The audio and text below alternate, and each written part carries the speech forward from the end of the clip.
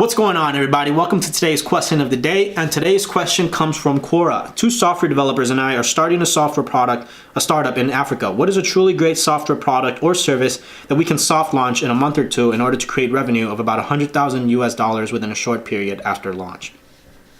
I get this question all the time when I'm talking with other entrepreneurs, when I'm mentoring entrepreneurs, when we're just talking shop, and the response is, if that's the end goal, you shouldn't start at all. You should never start a product, a startup, or an entrepreneurial journey with money being the end goal, because then what's going to happen is that you're going to have that be the focus, and when that's not happening, soon enough, if it takes you 5 months to get to that point, that might be too long for you, and you're going to get discouraged and you're just going to throw in the towel. So instead, focus on identifying a problem. Now, for this specific scenario, if you want to start making $100,000, you need to solve problems to companies that are in the size of $500,000 to $1 million for that problem specifically. Heck, you might be able to find some companies that have a $200,000 problem, and if you could solve it for them in $100,000, it makes sense for them to pay you that much money. But it's an easier sell if you're charging $100,000 to solve a problem that's costing a company $500,000 to a full million. The sales cycle is just going to be much easier for you, and it's going to be easier to convince them to pay you that much money. So specifically for that case, that's what I would do. I would identify a list of problems that fall within that range, and I would then make a list of potential buyers that would be able to spend that much money on you, and then I would solve it for them for free. And I would tell them, we want to have a new alpha or a beta, or we're testing this new solution out.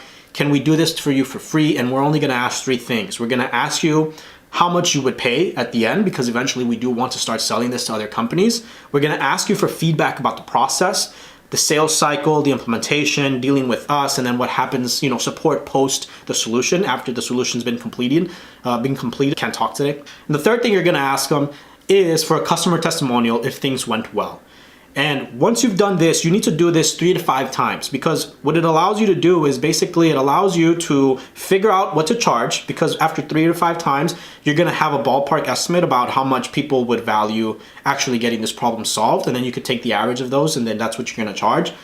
2, you're going to have feedback about the process. So you're going to be able to iron out all of the bugs and the kinks before you actually start producing this at a massive scale and start getting customers that way. You're going to be able to figure out what's wrong, what do people like, what do people don't like, iron out the bugs and fix it. And at the end of all of this exercise, you're going to have 3 to 5 customer testimonials, really solid customer testimonials from people that you've actually worked with. This aren't going to be fluffed up testimonials. These are real companies, real people. And whether you're solving a $500,000 problem, or a $1,000 problem, or a $100 problem, or a $5 problem, right? Like, you can create a product that is just $5 and it solves it. Like, it makes a task in the kitchen, or it makes a task in, while you're fixing your car, while you're doing something else, a lot easier. Like, that's still a problem that you're solving, right? And that's how I would go about it. If it's software, it means that you have developers already on hand, so you should be able to create some kind of a beta for this kind of a solution and test it and do that. And then the benefit of being able to take this route specifically for software developers is that you're going to be able to then have an actual product. You're going to be able to point to people that have actually used your product, and it's going to be a lot easier for you to woo investors if that's the route that you want to go. That's my response to this question. That's how I would go about it. Honestly, it's how I went about it with one of my businesses called getmyrestaurantonline.com. It's focused for a lot of restaurants that have really crappy or no online presence at all. And I ended up just doing this for free for a bunch of restaurants here in Rhode Island. And I told them these 3 things. Hey, you know what? I'm going to do this for free, but I'd like you to tell me how much you would pay for this at the end of the day, feedback about the process, and then get a customer testimonial from you. So this is what the actual exercise that I did when I got started with one of my online businesses.